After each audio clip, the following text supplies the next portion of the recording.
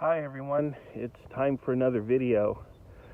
Today the big news seems to be the president suggesting that America go back to work before Easter. I think that's April 16th or something like that. That's basically 3 weeks from now. That's about the time when all of this coronavirus stuff, according to the modeling at least, is actually supposed to kind of peak in this country. So it's this really questionable thing.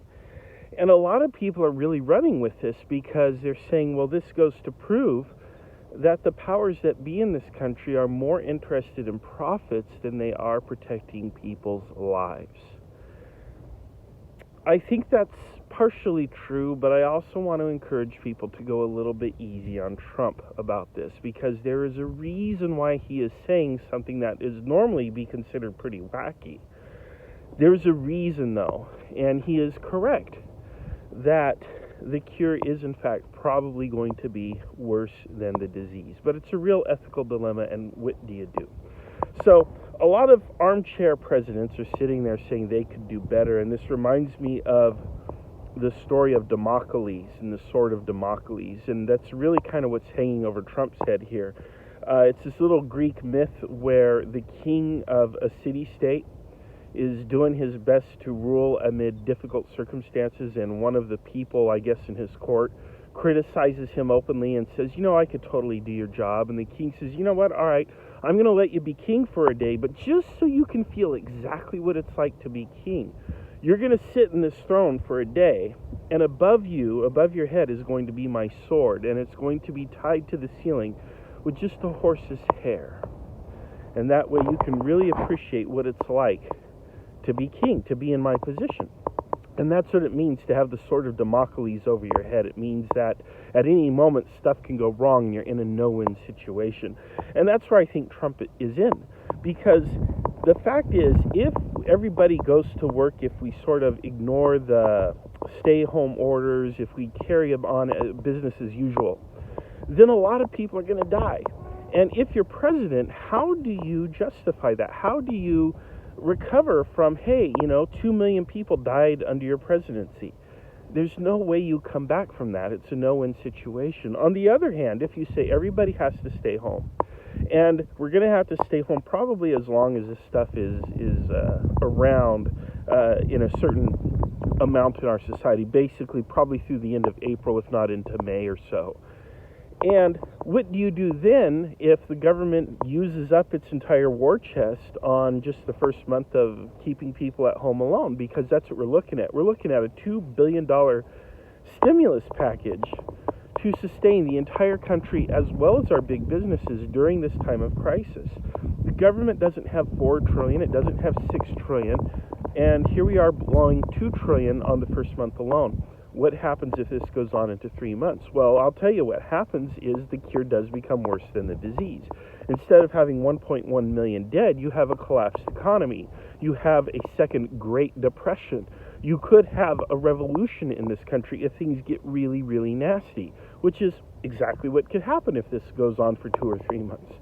So what do you do as president? You're literally in a no-win situation. Well, I have some advice.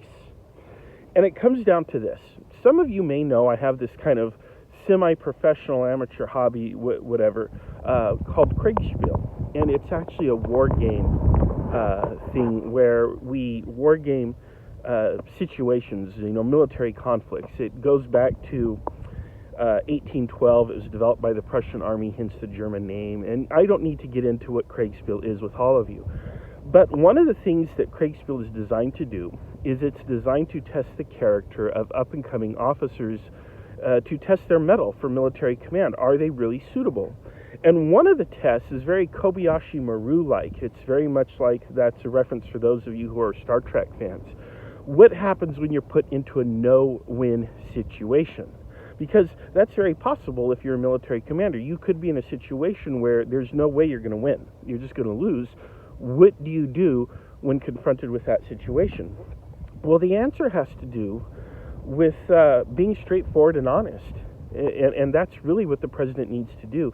What you're looking for as an umpire or as an evaluator of such a scenario is you're looking for the student to fulfill their duty, to do what they're supposed to do anyway, and again, to be straightforward and honest, and to cheerlead a little bit and say, you know what, yes, it's going to be bad, but this is what we got to do. You sort of give a speech, a rousing speech, like Henry the Third or Fifth or whoever it was, and you carry on, And that's really what President Trump should do right now. This is my recommendation to him. He needs to come out and he needs to explain the calculus. And I think ethically he needs to err on the side of protecting life, but he also has to be honest about what's going to happen on the back end. If we save these, million lives, if you will, in America, if we save these people from coronavirus, the consequence is going to be a depression in this country, and the government isn't going to be able to bail everyone out. How do we feel about this? And here's what we really have to do to get past that. And that's kind of what this comes down to. So that's my thought. I think we need to kind of go easy on Trump. I think he's in a little bit over his head, but he's trying. Trust me, I'm no fan of the Trump administration, but he's in a no-win situation, and this is kind of what people do. Essentially, when they're unfit for command and they don't know what to do, they don't show the leadership that's required. And I hope somebody has a talk with him, and I hope he reaches deep down and finds that quality and brings it out, because we, the American people, deserve leadership during this time of crisis and in what is literally a no-win situation. All right, well, don't despair. Most all of us are going to survive. We may lose some loved ones, and I'm very sorry, but we have to be frank about that. We have to come to terms with it. But we can preserve our sanity, and we have to pull together and carry on together. Remember to check in on your family, friends, and neighbors. Let them know you love them. And don't hoard, don't panic, and we'll get through this together. Thanks.